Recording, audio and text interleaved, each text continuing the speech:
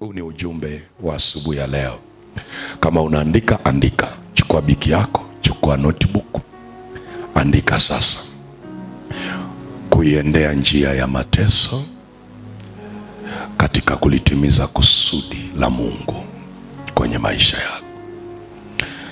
Andika: kuiendea njia ya mateso katika kulitimiza kusudi la Mungu kwenye maisha yangu. Mimi nitakuwa nasema maisha yako, lakini wewe andika maisha yangu. Kuiendea njia ya mateso katika kulitimiza kusudi la Mungu kwenye maisha yako. Kuiendea njia ya mateso katika kulitimiza kusudi la Mungu kwenye maisha yako. Na unisikilize mtu wa Mungu, tangu dhambi ilipoingia duniani baada ya anguko la Adamu na Eva pale Edeni, na Mungu alipoandaa mpango wa kumkomboa mwanadamu, dunia ilipoteza mwelekeo. Mifumo yake ilibadilishwa. Ile mifumo ya asili ambayo Mungu aliiumba, kwa hiyo iligeuzwa na akapewa shetani kuitawala dunia baada ya kuwa Adamu amepoteza utawala. Na ndio maana Yesu alipokuja akazaliwa, akavaa mwili kama wa kwetu, jukumu lake kubwa ni kumkomboa mwanadamu arejee kwenye nafasi yake. Kwa hiyo kusudi kubwa la mwana wa Mungu kuzaliwa ni kumkomboa huyu mwanadamu aliyekuwa amepoteza nafasi, amepotea mwenyewe, amepotea mbele za uso wa Mungu. Hana ushirika tena, hana fellowship, hana mahusiano na Mungu. Amevurugwa, dhambi imemweka mbali na uso wa Mungu. Amepoteza maisha ya asili ya uungu ambayo Mungu alimuumbia. Dhambi imeua mahusiano, muunganiko kati yake na Mungu, na kila alichokuwa amekabizia kukitawala kimeondoka mikononi mwake, kimekuwa chini ya adui, na yeye pia na maisha yake yakawa chini ya adui. Mwana wa Mungu akaja akiwa amevaa mwili. Kusudi kubwa aukomboe ulimwengu. Na anaposema aukomboe ulimwengu, sio ardhi, sio nchi. Amkomboe mwanadamu, mimi na wewe, ambaye dhambi ilikuwa imetuondoa kwenye uso wa Mungu, na aturejeshe kwenye nafasi, aturejeshe maisha, atupe maisha ya uzima wa milele. Kwenye kulitimiliza hilo kusudi, aliendea njia ya mateso. Na ndio maana wale wanaofuatilia leo, utaona kwenye kalenda nyingi za kanisa letu la KKKT, kuiendea njia ya mateso. Yesu anaenda Yerusalemu kuiendea njia ya mateso. Kwa nini aiendee njia ya mateso? Ili kulikamilisha kusudi la kuja kwake. Ni kweli amehubiri, amefufua wafu, ameponya, viwete wamesimama. Haikutosha kuhubiri peke yake, kufufua wafu, kuponya wagonjwa, viwete kusimama, haikutosha. Ilikuwa imebakiwa njia ya mateso. Aende msalabani, afe, na siku ya tatu afufuke katika wafu, ndipo awe amekamilisha kusudi la kuja kwake. Mathayo sura ya 17 mstari wa 22 mpaka wa 23. Kichwa cha somo usisahau, kuiendea njia ya mateso ili kulikamilisha kusudi la Mungu lililowekwa kwenye maisha yako. Mathayo 17:22 hadi 23. Mathayo 17, Injili ya Mathayo 17 mstari wa 22 hadi 23. Maneno ya Mungu yanasema, nao walipokuwa wakikaa Galilaya, Yesu akawaambia, Mwana wa Adamu anakwenda kutiwa katika mikono ya watu, nao watamuua, na siku ya tatu atafufuka. Wakasikitika sana. Arudia mstari wa 23. Wakasikitika sana. Alipokuwa anakaa Galilaya, Yesu anawaambia wanafunzi wake, wafuasi wake, anasema Mwana wa Adamu anakwenda kutiwa katika mikono ya watu, nao watamuua. Anaenda kutiwa katika mikono ya watu. Maana yake anawaambia, jambo hili limeandikwa na Baba yangu ameliruhusu. Lazima watu hawa wanishike, nitatiwa mikononi mwao na hawataniacha salama, wataniua. Lakini katika kuniua kwao, wakati wao wananiua mimi, lakini mimi niko kwenye njia ya kulikamilisha kusudi, kwa kuwa siku ya tatu nitafufuka. Haleluya. Kwenye kitabu cha Luka anasema Mwana wa Adamu anakwenda Yerusalemu ili kutimiliza yote aliyoandikiwa. Kwa hiyo yalikuwa yameandikwa kwenye njia ya kulitimiza kusudi. Lazima kuna siku itafika, ataenda Yerusalemu, na huko Yerusalemu atatiwa. Angalia lile neno, hatajitia mwenyewe, lakini atatiwa. Maana yake majira yanalazimika kumtia kwenye mikono ya watu ili wamtendee mabaya, wamuue, lakini siku ya tatu atafufuka. Kwa nini anaiendea njia ya mateso? Ili kulikamilisha kusudi la kuja kwake. Hakuja kutembea tu duniani, misheni yake ni kuukomboa ulimwengu. Lakini kwenye kulikamilisha kusudi, kuna saa itafika. Kumbuka wakati anazaliwa, alizaliwa kwa heshima, dunia nzima ikapata habari, malaika wakaimba nyimbo. Ukisoma maandiko utagundua mamajusi wale, wataalamu wale wa mambo ya anga, wa mambo ya nyota, wanajimu, walienda wakabeba na manemane na manukato. Ni mtoto mchanga amezaliwa, lakini alipokelewa kwa heshima kubwa, nyimbo zikasikika, anaanza kuishi. Ulipofika wakati wa kuanza kuhubiri Injili, mikutano yake ilihudhuriwa na watu wengi. Ndio mhubiri pekee aliyekuwa na mvuto, hajatokea kama yeye. Mwalimu ambaye mafundisho yake hayana kona kona. Ndio mtumishi pekee ambaye hakuwahi kupungukiwa na upako. Alikuwa full anointed, amejaa nguvu na uweza. Hakubahatisha kwenye kufanya miujiza. Viwete walisimama, vipofu waliona. Mikutano yake haikuhitaji matangazo ya redio, kumziwa kila mahali. Mtu maarufu aliyepata kuishi. Hekima yake ilikuwa ya ajabu, iliwafanya wasomi na wakuu wa dini vichwa vyao viumie. Alikuwa mwenye uwezo wa pekee, akawa kivutio. Watu wakakusanyika wa kila kabila na mataifa ili wapate kumsikiliza. Akawahurumia maskini, akawalisha chakula, akawapa habari njema, akawaponya wagonjwa wao, akaimbwa kila mahali. Kwa kwa heshima kubwa, akaheshimiwa, akatukuzwa.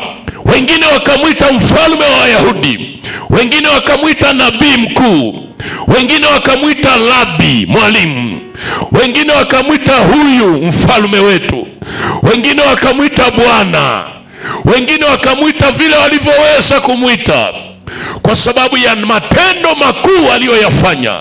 Wengine wakakiri kwamba wewe umetoka kwa Mungu, wakashangazwa na injili yake, wakashangazwa na mafundisho yake, wakashangazwa na matendo yake. Hajatokea nabii aliyewahi kufanya matendo ya kutisha kama Yesu. Hajatokea mhubiri aliyeishi maisha masafi kama Yesu. Hajatokea mtumishi aliyewahi kutumikia mapenzi ya Mungu kwa ukamilifu kama Yesu. Yeye amekuwa standard ya pekee, hafananishwi, halinganishwi. Uwezo wake haukuwa na mashaka, lugha yake ilikuwa ya ajabu, hekima yake haikuwa na kipimo cha kupimia. Yeye alikuwa juu ya yote, alivunja protoko zote za wanasayansi, alitembea juu ya maji pasipo kuzama, alifanya mambo yasiyowezekanika yakawezekanika. Wakamuita majina walioweza, wale walioshindwa kumwamini wakasema huyu ni Beelzebubu. Uwezo alionao sio wa kawaida, atakuwa mkuu wa pepo huyu. Kwa nini mpaka mapepo yanapiga kelele kabla hajayakemea? Aliheshimiwa na roho zilizovaa mwili na zisizovaa mwili. Lakini pamoja na heshima yote hiyo aliyokuwa anapewa, saa ilipofika, saa ya kuiendea njia ya mateso, hakuna atakayekumbuka mema uliowatendea watu. Wale aliofufua wafu wao hawakukumbuka tena. Wale alioponya watoto wao hawakukumbuka tena. Wale alioponya viwete wao hawakukumbuka tena. Wale ambao vipofu wao walipata kuona, hakuna aliyekumbuka tena, kwa sababu yalikuwa ni majira ya kuiendea njia ya mateso. Na hapo ndipo utaona watoto wa Mungu wengi wanakuwa na uchungu mkubwa, wanakuwa na majeraha ya nafsi, kwa sababu wanaona hata wale aliowasaidia wanaongea vibaya kuhusu yeye. Saa ya kuendea njia ya mateso, wale uliowapokea wakala chakula chako wanaongea maneno magumu kuhusu wewe. Wale uliowasaidia, wengine mpaka umewasomesha, lakini wamegeuka kuwa maadui zako. Saa ya kuiendea njia ya mateso, mtoto uliyekaa naye kwenye tumbo lako mama, ukatembea maisha magumu.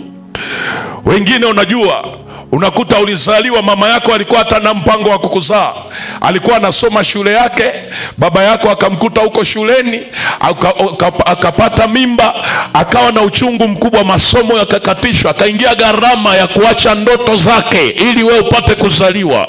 Angeweza kwenda hospitali wakatoa hiyo mimba, lakini akasema potelea mbali.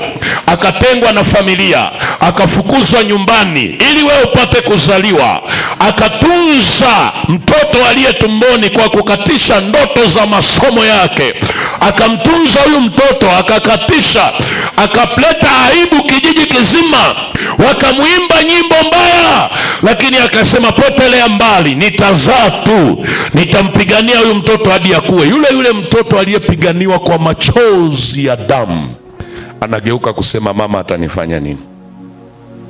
Hata ungechelewa na mimi ningekuzaa. Mama anaambiwa maneno magumu, anakumbuka ndoto zake alizotelekeza, anakumbuka maisha aliyopitia. Kwa nini hayo yote yanatokea? Njia ya kuyaendea mateso. Tazame jirani yako, muulize, unamwelewa mwalimu? Jina la Yesu libarikiwe. Unasema, mwalimu, kwa nini unaongea hivi? Naweza nikaa naongea hivi, mwingine yuko kwenye majira hayo hivi ninavyosema sasa, lakini mwingine bado hayajafika. Usifikiri uko salama, usifikiri hutapitia. Kama kweli unaliishi kusudi la Mungu duniani, utapita tu. Hata uwe na upako kiasi gani. Wewe waulize, uwe mtumishi, uwe mwombaji, utapita tu. Hiyo ni unquenchable. Hivi nimeongea vizuri hiyo?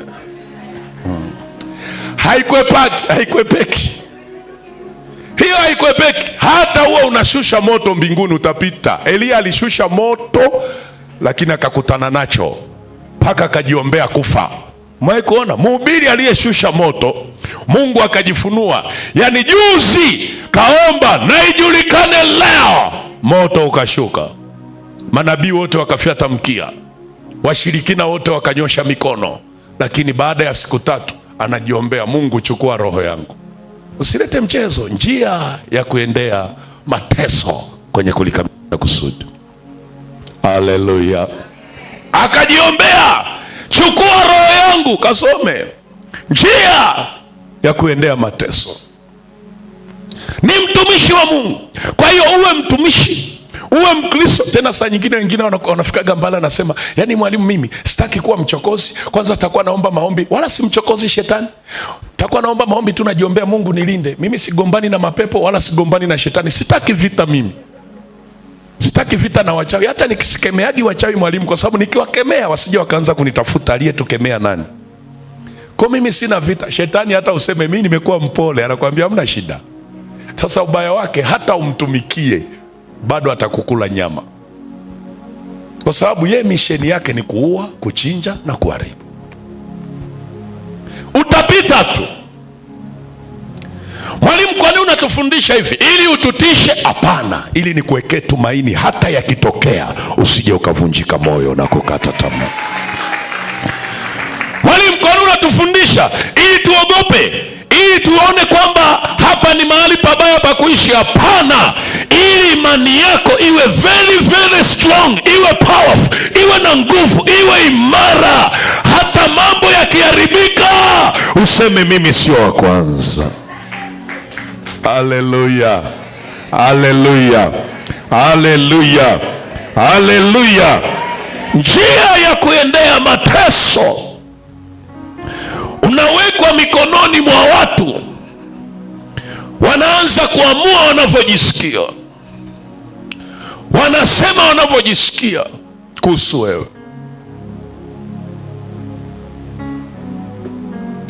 Huwezi kulitimiza kusudi la Mungu bila kupita njia hii. Na kama unataka kulitimiza kusudi la Mungu, umuone Mungu duniani na siku moja ufike mbinguni, usiogope hii njia. Narudia tena, nasema usiogope hii njia. Amen, amen. Mungu akubariki. Usiogope hii njia. Unanisikia mtu wa Mungu? Usiogope hii njia, utapitia tu. Utapita. Usiogope. Sasa unisikilize. Nataka nikwambie tu mambo 4 haraka haraka. Unapopita kwenye njia ya mateso, kuiendea njia ya mateso ili kutimiliza kusudi la Mungu duniani, ni mateso gani hayo utakutana nayo? Kwa sababu mateso yako ya aina 2, unisikilize, sio aina 2, yako ya aina nyingi. Aina ya kwanza ya mateso ni mateso unaweza kukutana nayo kwa sababu ya dhambi. Yaani unafanya dhambi alafu unakutana na mateso. Biblia inasema watenda mabaya ni kama bahari iliyochafuka. Kuna aina ya dhambi unapozifanya zinaondoa utulivu, zinakuletea mateso. Sasa sizungumzii upande wa dhambi, nazungumzia hufanyi dhambi nazungumzia unatubu kabisa, unaomba msamaha mbele za Mungu, unaishi vizuri, lakini bado unapitia mateso. Sasa angalia, eneo la kwanza, utateseka kwa ajili ya kutenda mema. Unapolitimiza kusudi la Mungu, neno la Mungu litakuagiza kutenda mema. Sema kutenda mema. Sasa utateseka kwa ajili ya kutenda mema, kwa sababu kuna njia. Unapotenda mema, kuna aina ya mateso hayatakuacha. Utateseka. Unapotaka kulitimiliza kusudi la Mungu, kuna wakati utateseka kwa ajili ya mema. Petro wa kwanza sura ya pili mstari wa 19 hadi wa 23. Fungua haraka. Petro wa kwanza sura ya pili mstari wa 19 hadi wa 23. Petro wa kwanza sura ya pili mstari wa 19 wa 19 hadi wa 23. Petro wa kwanza sura ya pili mstari wa 19 hadi wa 23. Maandiko yanasema,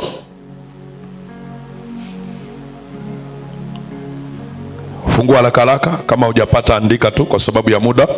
Petro wa kwanza sura ya pili mstari wa 19 hadi wa 23. Maandiko yanasema hivi: maana huu ndio wema hasa, mtu akivumilia huzuni kwa kumkumbuka Mungu pale ateswapo isivyo haki. Kwa maana ni sifa gani kustahimili mtendapo dhambi na kupigwa makofi? Lakini kustahimili mtendapo mema na kupata mateso, huu ndio wema hasa mbele za Mungu, kwa sababu ndio mlioitiwa. Maana Kristo naye aliteswa kwa ajili yenu, akawaachia kielelezo mfuate nyayo zake. Yeye hakutenda dhambi, wala hila haikuonekana kinywani mwake. Alafu anasema yeye alipotukanwa hakurudisha matukano, alipoteswa hakuogofya, bali alijikabidhi kwake yeye ahukumuye kwa haki. Haleluya. Sasa angalia anavyoanza kwa kusema, maana huu ndio wema hasa. Unapolitumikia kusudi la Mungu, angalia moja ya kitu Roho Mtakatifu atakuongoza kuwatendea watu wema. Unawezaje kusema unampenda Mungu usiyemuona kama huwapendi watu unaowaona? Hasa kwenye kuwapenda watu kuna gharama, kwa sababu utakapowatendea wengine wema hawatakulipa mema, na usije ukatarajia hayo. Utakapowatendea wengine mema, na hata kama ulishawatendea wema sasa hivi, kama ulikuwa unatarajia kuvuna mema kwao, futa kwenye akili yako sasa, kwa sababu Roho Mtakatifu, moja ya kitu atakuongoza ikiwa unampenda Mungu, umeokoka, atakupa moyo wa kutenda mema, na hasa kuwatendea watu. Na hii sio kuwatendea watu ukiwa kanisani unatembea kitakatifu ukiwa kanisani. Hapana. Kama wewe ni dokta, kama wewe ni nesi, kama wewe ni mtendaji wa kata, kama wewe ni mfanyabiashara, kama kwenye eneo lolote lile, kama wewe ni baba wa familia, kama wewe ni mama, kama wewe ni ndugu katika ukoo, utalazimika kuwatendea wema watu wako. Kama ni dokta, utawatendea wema wagonjwa bila kujali, kwa sababu umepewa ile nafasi, bila kujali ni kabila lako au sio kabila lako, kwa sababu wewe ni mtu wa Mungu. Hasa wakati unawatendea mema, utateseka tu, sababu siku moja atakuja mtu pale shida yake ametoka, unajaribu kuchunguza, ametoka familia maskini sana, na shida yake ni kununua dawa ya 30,000. Mshahara wako wenyewe mdogo haukutoshi wewe pamoja na familia, lakini huyu mtu asipopata dawa 30,000 hata kufa, na hospitali hawezi kumpa bure. Na wewe ni dokta na moyo unakuuma, na umejua maisha ya huyu mtu, unafanyeje? Na ukitoa 30,000 unaelewa maana yake? Kuna siku utapiga dashi kazini. Dashi, unaelewa dashi? Yaani watu wanakuona umefunga, kumbe huwezi kula chakula kwa sababu ulitoa 30,000 ili mtu mwingine atibiwe. Maana yake unateseka kwa ajili ya nini? Ya mema. Haleluya watu wa Mungu. Haleluya watu wa Mungu. Unateseka kwa ajili ya mema. Anasema huu ndio wema hasa mbele za Mungu. Na kwenye nyakati tulizonazo watu wamepoteza hiki. Anataka akifanya tendo jema alipwe mema. Lakini nataka nikwambie kikanuni, kuna maeneo utafanya mema na hautalipwa mema, na wewe umeshakuwa shahidi mpaka hapo ulipofika. Si kuna mema mengi umetenda, umelipwa nini? Tazame jirani yako, muulize umelipwa nini sasa? Amesemaje? Amelipwa nini? Amelipwa nini? Amelipwa mema. Kuna watu wewe uliwekeza kuwazungumzia vizuri mpaka wakapata nafasi, wengine wakatambulikana, wengine wakaanza mpaka kuheshimiwa. Siku walipoanza kuheshimiwa, na wao wakawa watu wenyeji sasa wa mji, wamegeukaje leo?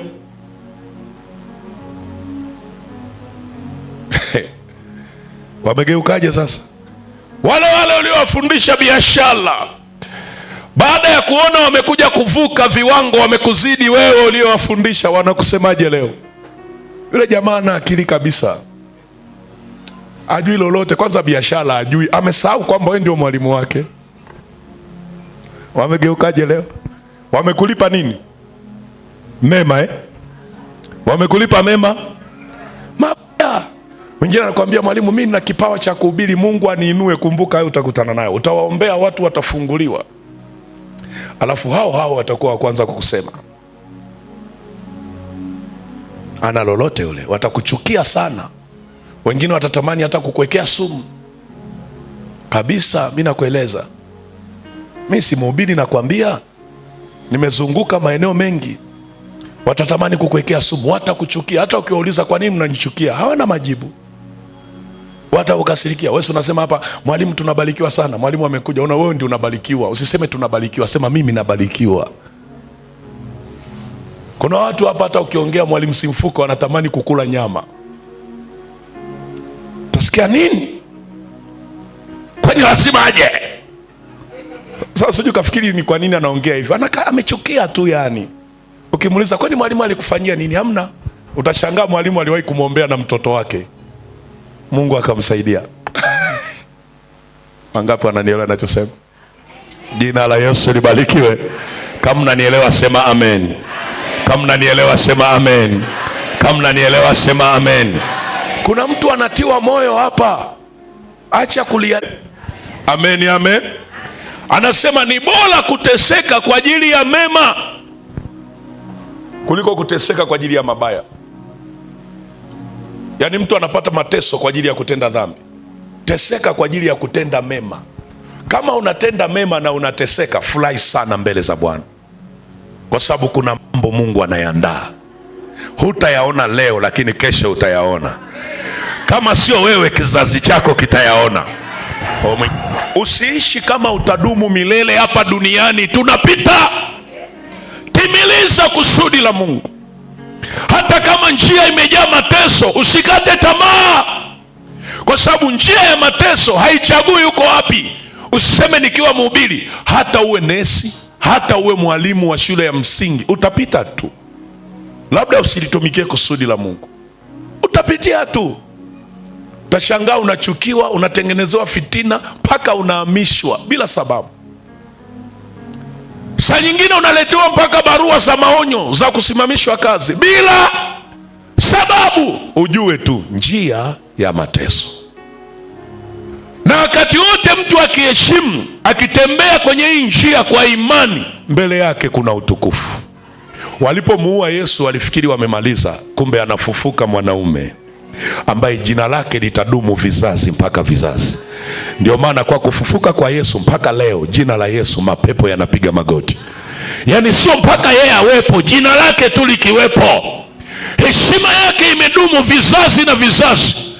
Wametokea watu wa dini, wametokea wakuu, wametokea watu waliokuwa maarufu, lakini hakuna aliye maarufu kama Yesu mpaka leo.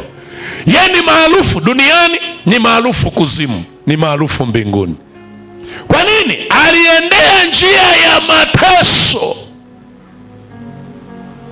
akakubali atakufa, lakini akafufuka. Haleluya, watu wa Mungu. Kwa kubali kuteseka kwa ajili ya mema. Jambo la pili, utatesekaje? Utauziwa kwa ajili ya haki. Sema haki. Sasa kwenye kuuziwa hapa utasemewa mpaka maneno ya uongo. Sema maneno ya uongo. Utafanyiwa shutuma. Utaelezewa vitu vya ajabu. Watu wanakutungia mambo mpaka unachoka. utaambiwa maneno ya uongo mpaka utaacha. Wengine unaweza kusikia naacha kwaya, mnanisumbua, mnanilipa shingapi? Kwanza anajileta mwenyewe kuimba, hakuna anayenilipa hata 100, alafu mnanisema naacha sasa. Hatuachagi. Yaani ukisema ndio unasema sasa nakoleza. Mtasema mpaka mtachoka, ninayemwimbia ni Mungu aliye hai. Sasa unasema naacha. Naacha uzee wa kanisa sasa. Kwanza uzee wenyewe mnanilipa shingapi? Mimi nataabika kufuatilia michango, afu mnaniambia, "Wewe mzee, uje kesho." Na Wakristo wa kizazi cha mwisho, yaani mzee anafuatilia mchango wa ujenzi, anaambiwa, "Njoo kesho unipitie." Tena sio unipitie nyumbani, njoo ofisini kwangu uje uchukue mchango wa ujenzi. Yaani anaona kama huyu mzee yeye ana kazi za kufanya. Mzee anatembea, anaenda mpaka ofisini, afu anaambiwa, "Hivi nilikwambia uje leo?" Kuna changamoto ya kimtandao, unipitie kesho kutwa. Wapi? Kesho kutwa nitakuwa maeneo ya kanisani, tukutane hapo. Mzee anafanya kazi zote hizo, afu nasikia, yaani wazee wengine hapa wako tu kukusanya sadaka, hawana lolote. Mtu wa watu anachaga kazi, anakuzungukia mpaka nyumbani, sikia hamna lolote. Mzee anasema, mnanisumbua. Kwanza mnanilipa shingapi? Kwani nilikuja kuwa mzee wa kanisa bwana? Chagueni mwingine, mimi sitaki mambo ya uzee wa kanisa. Ameogopa njia ya kuyaendea mateso. Usiogope, endelea mbele. Haleluya, watu wa Mungu. Kwa hiyo kama ulikuwa unataka kukata tamaa, acha kukata tamaa. Tunapokumbuka namna Yesu alivyokuja, lazima na maisha yetu yatengenezeke. Yesu anaenda Yerusalemu ili kutiwa mikononi mwa watu, apate mateso. Kila nafasi uliopewa utapitia mateso. Utashangaa waliokupa, waliokufurahia wanageuka kukuchukia hao kabisa, na wanakutengenezea fitina. Kwa hiyo usikate tamaa. Haleluya, watu wa Mungu. Andika Mathayo 5 mstari wa 10 hadi wa 12. Tena kwenye heri wale wanaosoma Mathayo 5 watagundua Mathayo sura ya 5, ya 6 na ya 7 ni hotuba ya mlimani. Yaani ni mafundisho Yesu anafundisha akiwa mlimani. Amen. Anakuja kumalizia mpaka sura ya 7. Na ukisoma ile hotuba ya mlimani utajua amefundisha kanuni nzito za ufalme wa Mungu, ambazo kila mtu aliyeokoka na anayempenda Mungu akianza kuishi vile, atamwona Mungu kwenye maisha yake. Sasa kwenye hotuba ya mlimani huu mstari wa 10 anasema, heri wenye kuudhiwa. Sema kuudhiwa. Kuudhiwa kwa ajili ya nini? Ya haki. Anasemaje? Maana ufalme, kwa kama upendi kuudhiwa, ufalme wa mbingu sio. Kwa ukipenda kuudhiwa, ufalme wa mbingu ni. Kwa mshukuru Mungu kwa ajili ya wanaokuudhi. Jina la Yesu libarikiwe. Yaani wale wanaokukwaza wale ndio wanatengeneza njia yako ya ufalme wa wapi? Anasema heri maana yake wamebarikiwa. Wangapi tunapenda baraka? Sasa wewe unatafsirije baraka?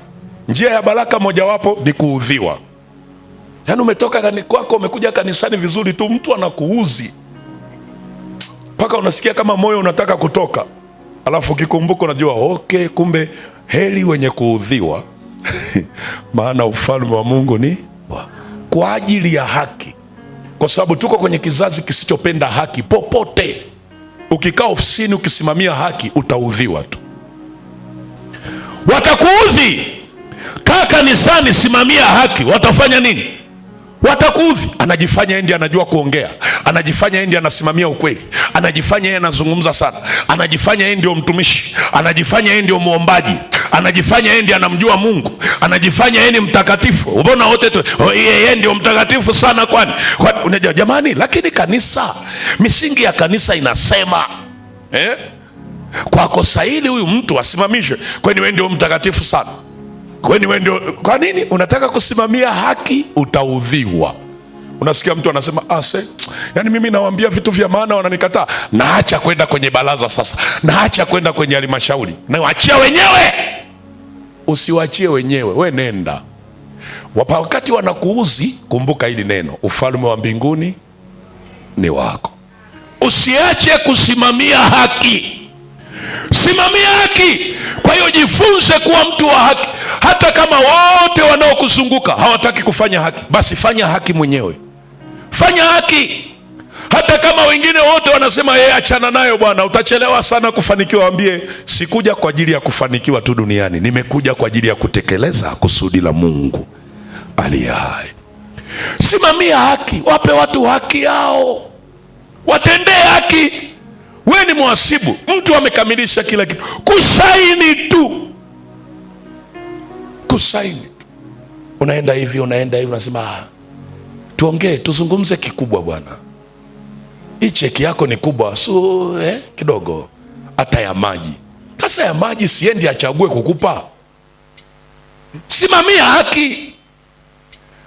Mambo yote amefanya, ametimiza wajibu wake, msaini aende, tena kwa moyo kabisa. Wangapi wananielewa ninachosema?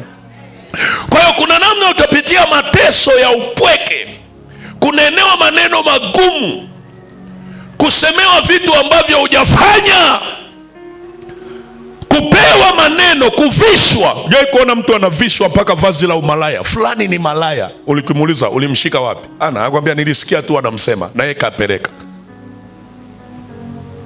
Alafu sasa angalia, ukikuta mwizi alafu wamekamata mwizi, anayepiga sana wezi ndio wanapigaga sana. Fuatilia kitaratibu. Yaani ukisikia mtu anasema amekamatwa umalaya, fuatilia wanaoeneza sana nani ni malaya, sio wale ambao sio malaya. Kwa sababu utafichaje umalaya wako? Kwa kumwongea mtu mwingine ni malaya kuliko wewe. Mwalimu, unaanza kuhubiri injili gani hiyo? Ndio namaliza, nafunika Biblia nikutie moyo. Bwana asiwe. Wangapi wamenielewa? Wangapi wamenielewa? Njia ya kuendea kusudi la Mungu, utapita kwenye mateso. Njia ya kuendea mateso ili kukamilisha kusudi la Mungu. Utateseka kwa ajili ya haki. Kwa hiyo wewe furahia watu wabaya wanapokutenga, furahia, kwa sababu uko kwenye kwanza. Kama usemwi vibaya, unajichunguza hivi, wewe kweli unaishi? Maiti tu ndiye haiwezi kusemwa vibaya. Nani amewahi kusema maiti vibaya? Utasikia alikuwa mwema, huyu mtu bwana alikuwa mtu wa watu, kumbe muuni tu. Lakini kwa sababu sasa ni maiti, ukitaka kusema vibaya nakwambia nyamaza bwana, usiongee hivyo vibaya, mwenzako ameshakufa. Maiti tu. Kwa hiyo ukiona usemwi vibaya pia jichunguze, ninaishi au nimekufa? Yaani wewe kila saa tunasema tu, yaani Mwasasu bwana ni mtu mwema, ni mtu mzuri. Yaani ukizungua mtu mwema, mtu mwema. Yaani wewe uanze kujiuliza, mimi nitakuwa nimekufa bila shaka. Mtu anayeishi lazima usemwe. Utasikia tu kwanza kimo chake kile, yule mzee na angekuwa mrefu kidogo hivi, tungekoma. Ujue pamekucha. Pamekucha. Jina la Yesu libarikiwe.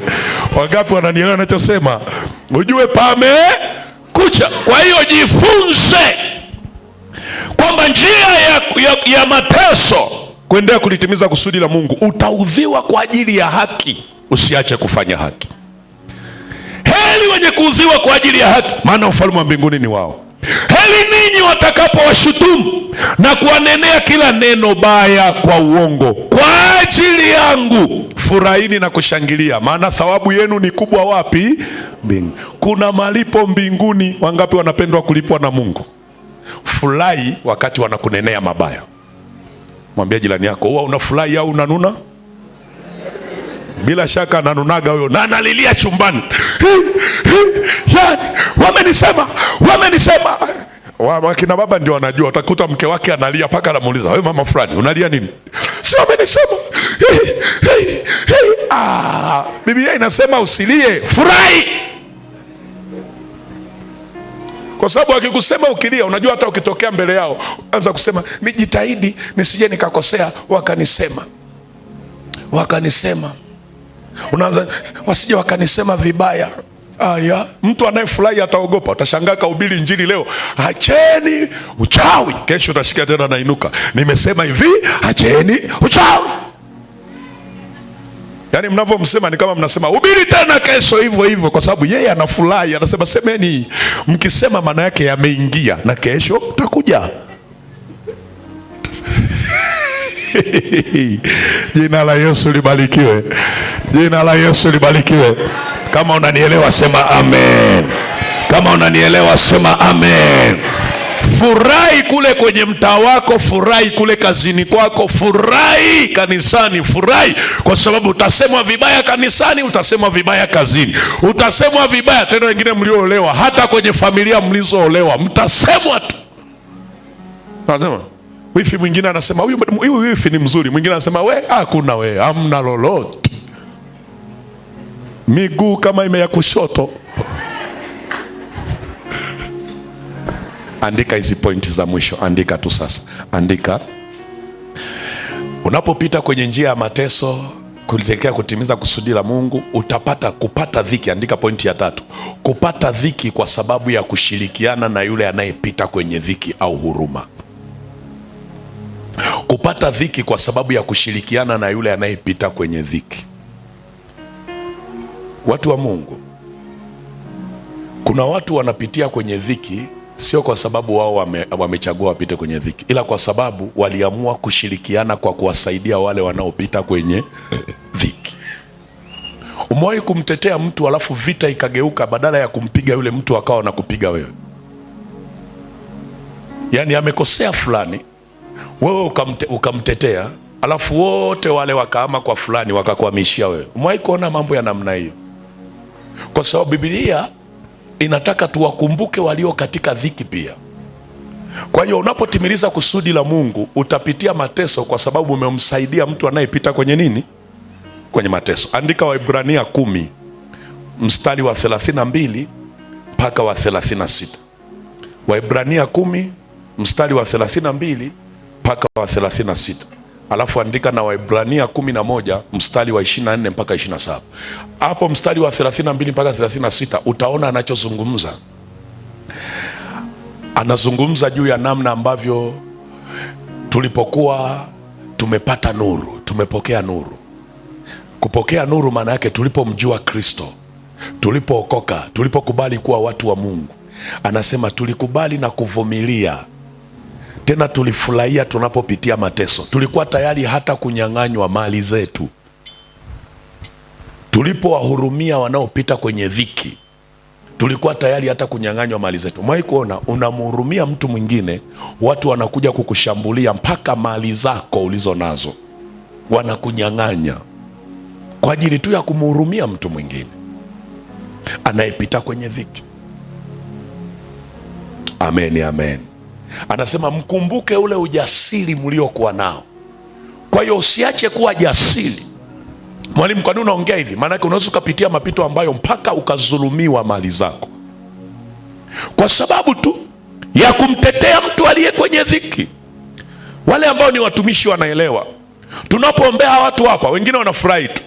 Mwalimu ameombea mtu fulani amefunguliwa, ameombea mtu fulani amepata hivi, ameombea mtu fulani lakini kinachotokea upande wa pili, yule aliyesababisha wewe na furaha haachi salama.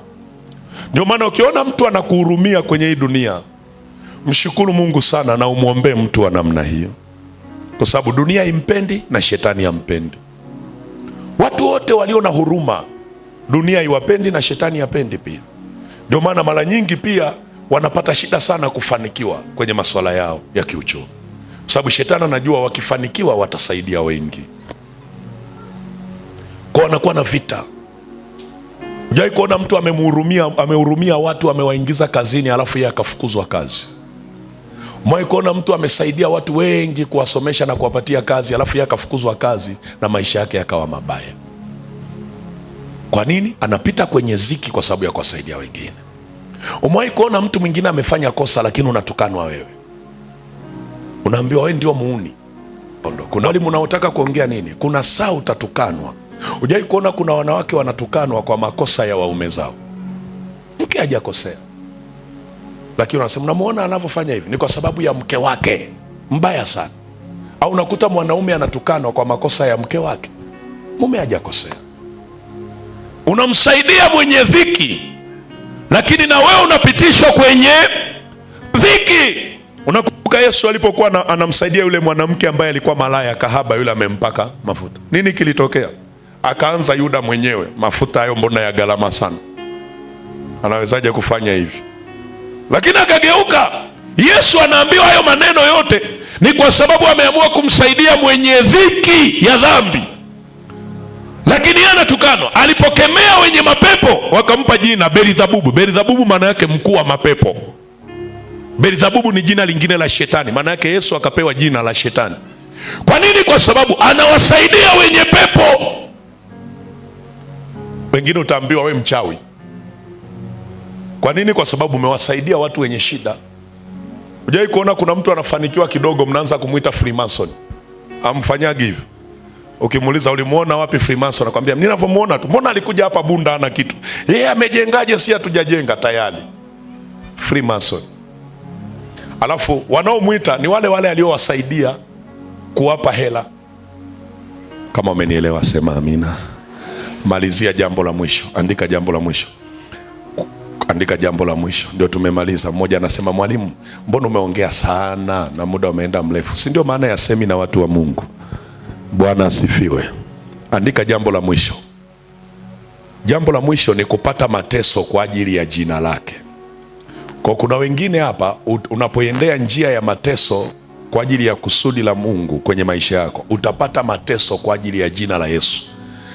Kwani jina la Yesu tunapolipokea, si tunajua tunapata uhuru na maisha ya amani, si ndio? Lakini kuna kupata mateso kwa ajili ya jina la nani? La Yesu. Kuna kupata mateso. Yaani kuna watu mko maofisini hapa, kuna dili hutashirikishwa kwa sababu tu unamtaja Yesu. Yaani kuna watu wanakuchukia kwa sababu tu unaitwa Yesu, unamuita Yesu kwenye maisha yako. Utasikia kwanza achana na Yesu, afu utakuwa rafiki yetu.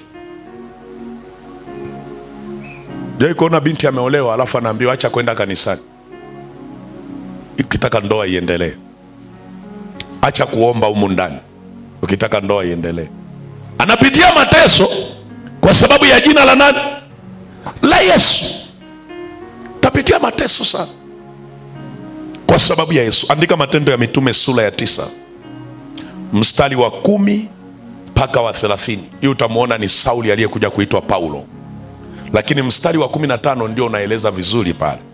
Unaeleza namna ambavyo Yesu anamwambia mwanafunzi wake Anania, anamweleza kwamba hiki ni chombo changu kiteule, tena nitamjulisha yampasayo kuteseka kwa ajili ya jina langu. Sema yampasayo kuteseka.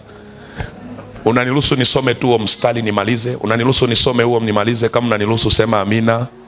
Kama unaniruhusu sema amina. Kama unaniruhusu sema amina. Angalia mstari sura ya 9 ule mstari wa 15. Mimi nakusomea tu wa 15. Anasema wa 15 na 16. 15 na 16. Anasema tena, wewe nimekwambia andika mstari wa 10 hadi wa 15. Andika mstari wa 10 hadi wa 16. 10 hadi 16 hapo kama uliyoko naandika. Mimi nakusomea tu wa 15 hadi wa 16. Anasema lakini Bwana akamwambia, enda tu, kwa maana huyu ni chombo kiteule kwangu, alichukue jina langu mbele ya mataifa na wafalme na wana wa Israeli, maana nitamuonyesha yalivyo mengi yatakayompaswa kuteswa. Sema kuteswa. Sema kuteswa. Anasema yatakayompasa kuteswa kwa ajili ya nini? Kama umesoma Biblia, kwa ajili ya nini? Anasema kwa ajili ya jina langu. Kwa hiyo sio kwamba alipaswa kuteseka. Kinachosababisha ateseke, amelibeba jina langu. Haleluya. Amelibeba jina, ndio kinasababisha ateseke. Waulize hawa wachungaji, hadi wachungaji wenye waliolibeba jina lake kuna sawa anateseka kabisa. Kuna saa anateseka kwa sababu kuna mchungaji anaweza kunyimwa cheo kwa sababu amenyooka hivi. Anaambiwa tu tukimpa cheo atatusumbua sana na kanisa letu. Wanaelewa? Kuna mwinjilisti mnaweza msimtake kanisani kwenu kwa sababu amenyooka hivi, akisimama anahubiri Injili.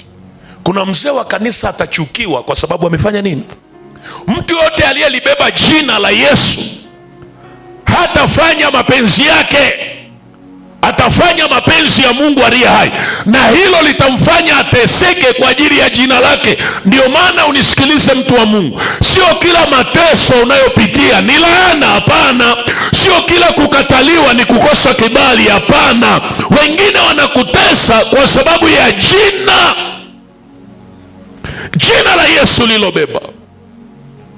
Wanakutesa. Mtu aliyebeba jina la Yesu ana mamlaka, anayasema ya Yesu.